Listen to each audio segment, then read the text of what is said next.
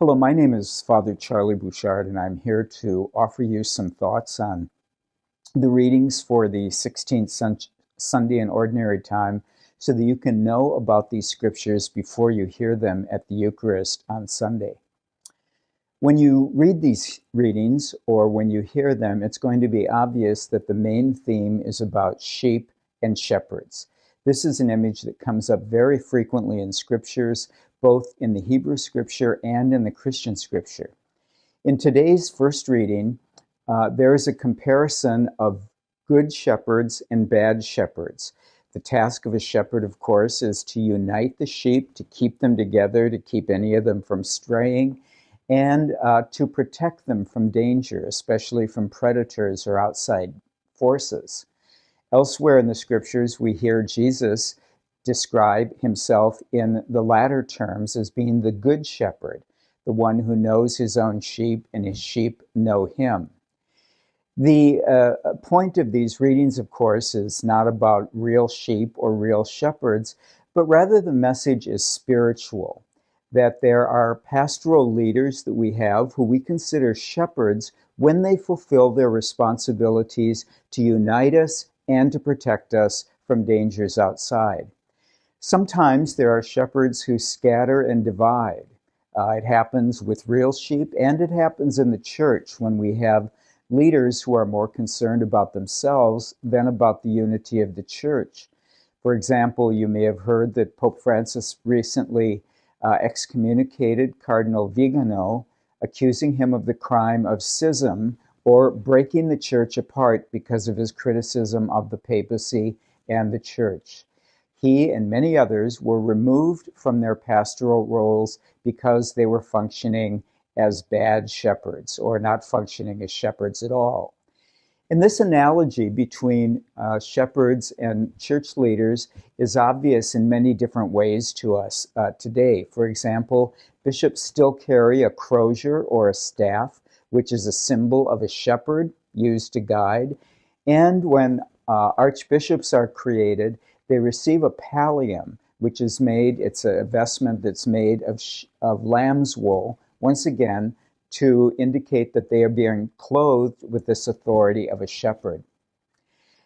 There are a couple, or at least one disturbing thing about this analogy between sheep and shepherds and the church, and that is that if the bishops are the shepherds, then we are the sheep. And if you know anything about sheep, you know that they're not all that smart, and I'm not sure that they really do hear or pay attention to the voice of their shepherds all the time. I was in Ireland some months ago, in the western part of Ireland, and if any of you have been there, you know that there are sheep everywhere, and that they pretty much do what they want to do. They get out on the roads, they stand in front of cars, they break out of their enclosures. So it's not very flattering, really, to be compared to those sheep, even though it's true, unfortunately, that many times we resist being shepherded into truth and into unity with the church. Yet these readings are particularly apt for us here in the United States today because we are in the middle of an election season and we are looking for a shepherd. The United States is, both in the church and in our civic life, plagued by division and polarization, or what St. Paul refers to in the second reading as enmity, that we have these bitter divisions among us, which any shepherd would be challenged in order to try to control that. And yet, even as we're talking about looking for a shepherd, a political shepherd, we have to be careful to distinguish shepherd with a capital S from shepherd with a small s. Our leaders, and especially Jesus, are these spiritual shepherds with a capital S.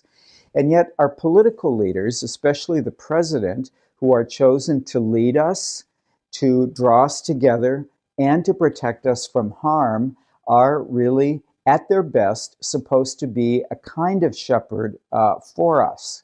And many are, at their best, able to serve in that capacity.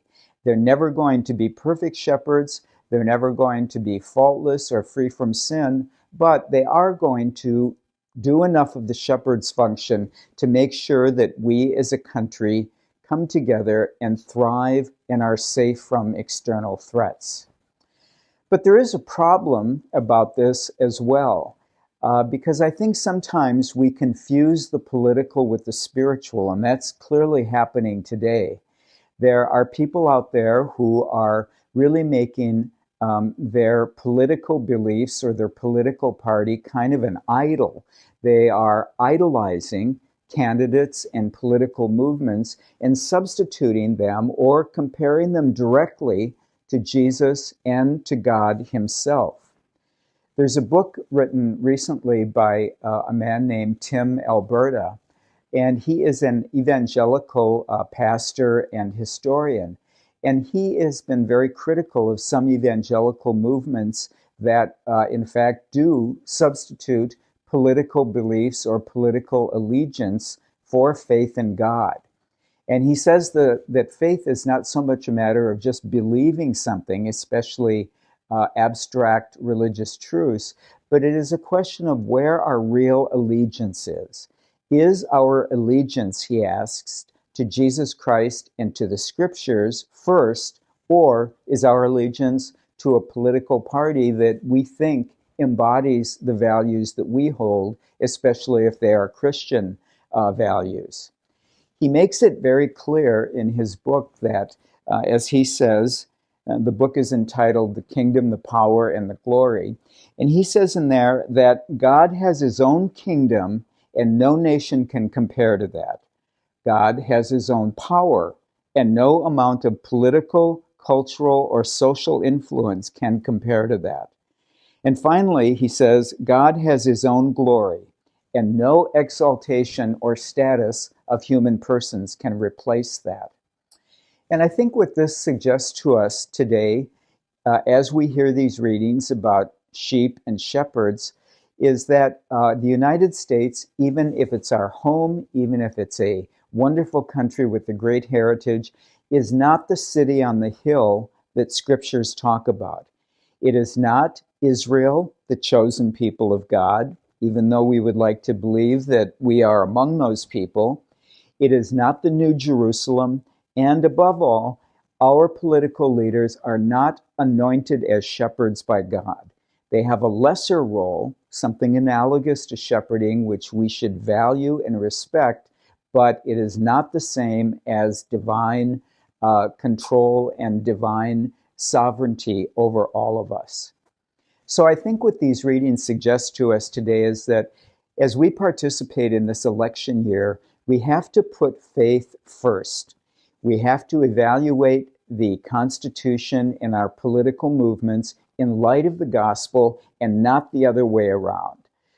Tim Alberta mentions one pastor who said that his congregation could not accept a certain teaching because it was not consistent with the Constitution, an exact reversal of the way that it should be.